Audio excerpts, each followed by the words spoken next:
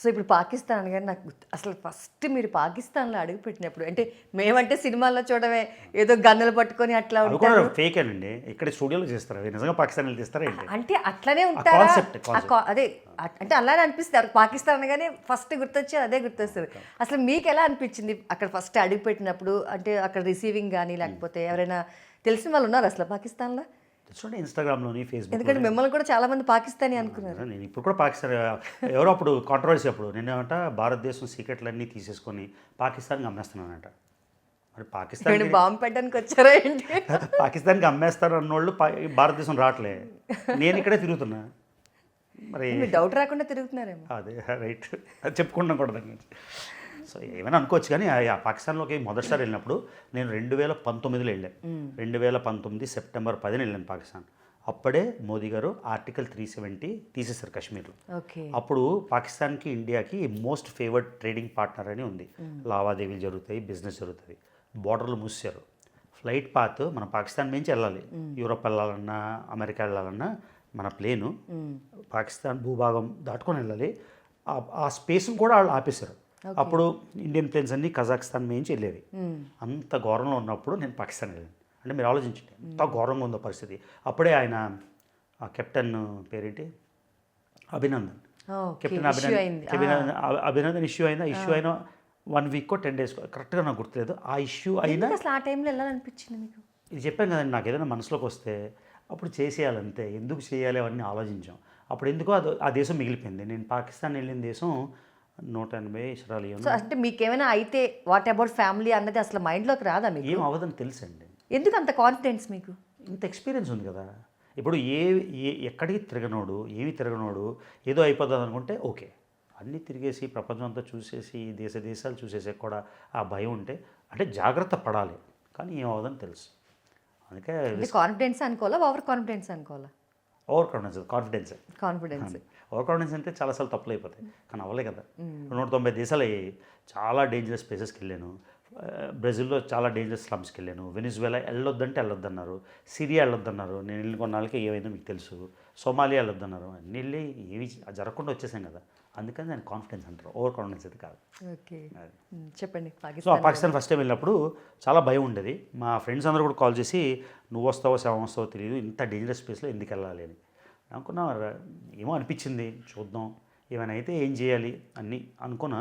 ఆడికి వెళ్తే అసలు మిస్కన్సెప్షన్ అంటారు కదండి, మనం ఏదో అనుకుంటాం, పూర్తిగా ఆపోజిట్ చూస్తాం. ఇప్పుడు ఆంధ్రప్రదేశ్ స్పీకర్ గారు రాజు గారు, ఆయన ఒకసారి ఎప్పుడో ఒక ఇంటర్వ్యూలో ఏబిఎన్ రాధాకృష్ణ గారికి చెప్పారన్నమాట. మనం ఏదో కేఆర్ విజయ్ గారిని చూద్దాం అనుకుంటే షకీలా కనబడింది అని, అది గుర్తొచ్చింది ఆ స్టేట్మెంట్. అలాగా మనం అనుకున్న దానికి ఎగ్జాక్ట్గా ఆపోజిట్ మాట. వాళ్ళు మనలాగా మనుషులేనండి. ఒకప్పుడు అది కూడా ఇండియాని 1947 ముందు వాళ్ళు మనం అంతా ఒకటే. ఒక లైన్ గీసేసరికి మనుషులు మారిపోరు కదా. సో వాళ్ళ మైండ్ సెట్ సేమ్ మళ్ళానే.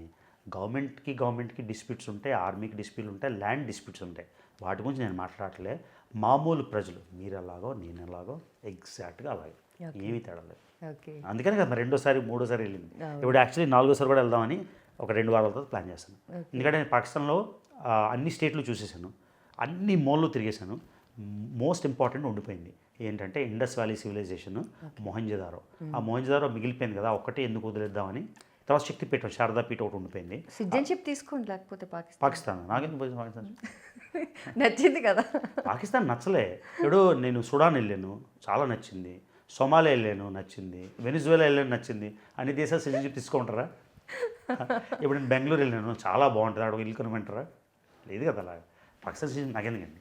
నాకు 2 అమేజింగ్ సిటిజన్షిప్స్ అంటే ఇండియన్ ఆరిజిన్ ఉంది, ఇక్కడే పుట్టాం కాబట్టి.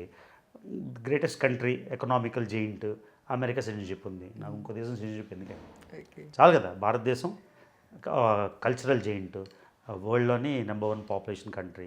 మనకున్న డైవర్సిటీ, మనకున్న యూనిటీ ఇన్ డైవర్సిటీ, భాషలు, సాంప్రదాయాలు ప్రపంచంలో ఎక్కడ లేవు. పోనీ మనీ పరంగా ఎకనామికల్గా చూద్దామంటే అమెరికా ఆ టాప్. ఆ సిటిజన్షిప్ ఉంది, ఇక్కడ ఇండియన్ ఆరిజిన్ ఉంది. వేరే దేశం ఎందుకు అవసరం లేదు. సో ఈ 195 దేశాల్లోని ది బెస్ట్ అనే ప్లేస్ ఏంటి అనిపించింది మీకు?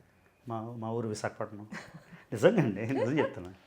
జోక్ కాదండి, నేను ఎన్ని దేశాలు తిరిగినా, ఎన్ని 5 స్టార్ హోటల్స్లో ఉన్నా, ఎన్ని ఫస్ట్ క్లాస్ ప్లేన్లో ఉన్నా, ఎక్కడున్నా వైజాగ్ వచ్చి ఆ వైజాగ్ బీచ్లో మీరు చెప్పారు కదా అంబికా సీ గ్రీన్ ఎదురుగా ఆ 1971 మాన్యుమెంట్ దగ్గర నుంచి ఆ మొరి మిచ్చిరి పట్టుకొని తినట్లేదు, ఫుడ్ పాయిజనింగ్ అయిపోతున్నారు. అంటే మనకు కొంచెం శానిటైజేషన్ ఇష్యూలు ఉంటాయి కదా, ఇంకా మీకు తెలుసు కదా, గ్లౌజ్ వాటరు, అది ఆ ఇష్యూ మెంటల్గా ఉంది. కానీ అక్కడ నిల్చొని నాకు అక్కడ ఉన్నంత హ్యాపీనెస్. తర్వాత నేను కాలేజ్లో చదువుతున్నప్పుడు అప్పుడు తెన్నేటి పార్క్ లేదు, అంటే అవి లేదు ఆ రోడ్డు మీద. మా అమ్మ నాన్న తిట్టేవారు, ఎదురా పనికి రాకుండా తిరుగుతున్నావు, చదువు లేదు, సంధి లేదు, జాబ్ లేదు అన్నీ తిట్టినప్పుడు రోజు అడికెళ్ళి బైక్ మీద అడికెళ్ళి కూర్చొని ఏంటి ఇలా అయిపోయింది జీవితం, ఏదైనా అవ్వాలి అని ఒక ఆక్రందన ఏదో అంటారు కదా, ఆ ప్లేస్కి వెళ్ళి అక్కడ ఉన్న ఫీలింగ్ అయితే అక్కడ రాదు. నిజంగా నేను చెప్తున్నా, ఏదో మా ఇప్పుడు నాకు నేను వైజాగ్ ఎమ్మెల్యే కంటెస్ట్ చేయట్లే కదా, వైజాగ్ గురించి పోతే నాకు నోట్లు వస్తాయి. ఏమైనా పొలిటికల్ వచ్చే ఆలోచన నేను అసలు భారతీయ సిటిజన్ పౌరసత్వం లేదండి, ఎలా సిటిజన్షిప్ చేస్తాను చెప్పండి. వచ్చి ఉండిపోతే ఆటోమేటిక్గా అక్కడ సిటిజన్షిప్ తీసేస్తారు కదా.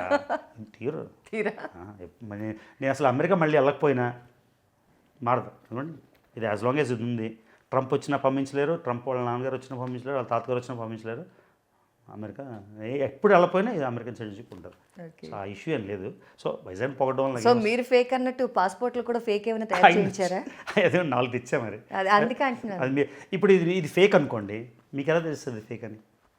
అదే తెలియదు అంటున్నాను కదా. సో మాకు ఇవ్వండి చూసి లాస్ట్ స్టాంపింగ్ ఎప్పుడైందో చూసి అన్నీ చూసుకోవచ్చు. తర్వాత పెడతాను ఇక్కడ. ఆ తర్వాత ఇదే ఈ డౌట్ జనాలకు వస్తుందని కొంతమందికి చెప్పాం కదా, అందరూ చాలా ప్లెయిన్ మనసులని. అందుకని మేము ఏం చేసామంటే ఇంటర్నేషనల్ ట్రావెల్ అసోసియేషన్ ఆర్గనైజేషన్ ఉంటుంది. ఇప్పుడు 280, నేను 283, 84 చెప్పాను, ఇప్పటికి 338 వెళ్ళిపోయింది. సో వీళ్ళందరినీ ట్రాక్ చేసేవాళ్ళు ఉంటారు అన్నమాట, ట్రావెలర్స్. ఈ ఆర్గనైజేషన్ సర్టిఫై కూడా చేంజ్ చేసుకున్నాను, సర్టిఫికేషన్. ఆ ఆర్గనైజేషన్ కూడా ఫేకా అని అడిగితే మరి నేను ఇంకేం చెప్పను, అంతే కదా. ఇప్పుడు మనకి రికార్డ్స్ ఉంటాయి, క్రెడిట్ రిపోర్ట్ ఉంటుంది, లేకపోతే ఒక యూనివర్సిటీ ఉంటుంది. ఆ యూనివర్సిటీ రికార్డ్ ఫేక్ అని నేను ఇంకెలా చెప్తాను? అంటే జస్ట్ నా సాటిస్ఫాక్షన్ కోసం. ఒక 100 వదంతులు వచ్చినప్పుడు ఏమంటుందంటే మన ఫ్రెండ్స్ కూడా డౌట్ వస్తుంది, అరే నువ్వు నిజంగా వెళ్ళావా 180 అని. సరే ఈ బాధ ఎందుకులే అని సర్టిఫికేషన్ చేయించుకున్నాను. ఆ సర్టిఫికేషన్ చేయించుకున్నాను కాబట్టి ఆ తర్వాత అందరూ ఇదే క్వశ్చన్. నేను లాస్ట్ టైం వచ్చినప్పుడు ప్రెస్ కాన్ఫరెన్స్ అయినప్పుడు Hindu, Indian express, India today అందరూ అన్ని పెద్ద మ్యాగజైన్స్ వచ్చాయి. వాళ్ళందరూ కూడా మనసులో ఈ డౌట్ ఉంటుంది కదా, ఆ డౌట్ వాళ్ళకి ఉండడం ఎందుకని నేను సర్టిఫికేషన్ తీసుకొని వాళ్ళకి చూపించేసాను. అది ఆ తర్వాత మొన్న టెడ్ హైదరాబాద్ అయింది. ఫేక్ అని వాళ్ళకి అనిపిస్తే ఎవరైనా అంత పెద్ద ఫారంలో మాట్లాడిస్తారా? ఓకే. సో వైజాగ్ కాకుండా చెప్పండి, వైజాగ్ కాకుండా ఫేవరెట్ ప్లేసా? హైదరాబాద్ అనుకోండి. అసలు ఇండియా కాకుండా చెప్పండి. సో నాకు ఇండియా తర్వాత చాలామంది అంటారు అమెరికాలోని అలా ఇలా ఇలా అని. నేను 28 ఇయర్స్గా ఉంటున్నాను అమెరికా. నిన్నో మొన్న ఇల్లుని కాదు, 1996 ఆగస్టు 14న నేను అమెరికా. నా డేట్లన్నీ బాగా గుర్తుంటాయి. ఆగస్ట్ 14 వెళ్ళాను. సో ఇప్పుడు 28 ఇయర్స్ అయింది. నాకు ఇండియా కాకుండా ఏదైనా దేశంలో అత్యద్భుతంగా ఉంటుంది, గ్రేట్ అనిపిస్తుంది అమెరికా అనిపిస్తుంది. ఎందుకంటే అమెరికాలో సంపాదించిన డబ్బులు ఒకే జాబ్కి ఇంకెక్కడ సంపాదించను. అమెరికాలోని యూట్యూబ్లో కష్టాలు అందరూ చెప్తారు, నాకు ఈ కష్టం వచ్చింది, ఆ కష్టం వచ్చింది, తినలేదు. నా గురించి నేను చెప్తున్నా, అమెరికాలో మేము సంపాదించినంత డబ్బులు ఎక్కడ సంపాదించినాం. అమెరికాలో అయినంత తక్కువ ఖర్చు ఎక్కడ అవ్వదు. మీకు అర్థమైంది? ₹1 వస్తే 5 పైసలతో బ్రహ్మాండంగా బతకొచ్చు అమెరికా. భారతదేశంలో కూడా బాగా బతకొచ్చు, కాకపోతే ₹5 వస్తే ₹4.95 ఖర్చు పెట్టాలి, అది తేడా. సో అందుకని ఇప్పుడు నాకు అమెరికన్ సిటిజన్షిప్ ఉంది కాబట్టి నాకు ఏదో కొనుక్కోగలనే కొంచెం కెపాసిటీ ఉంది కాబట్టి నేను ఏ దేశం వెళ్ళినా కూడా ఎక్కడైనా సెటిల్ అయిపోవచ్చు ఈజీగా. కానీ భారతదేశం కాకపోతే అమెరికా, అమెరికా కాకపోతే భారతదేశం, ఈ రెండు అద్భుతమైన ప్లేస్. ఓకే.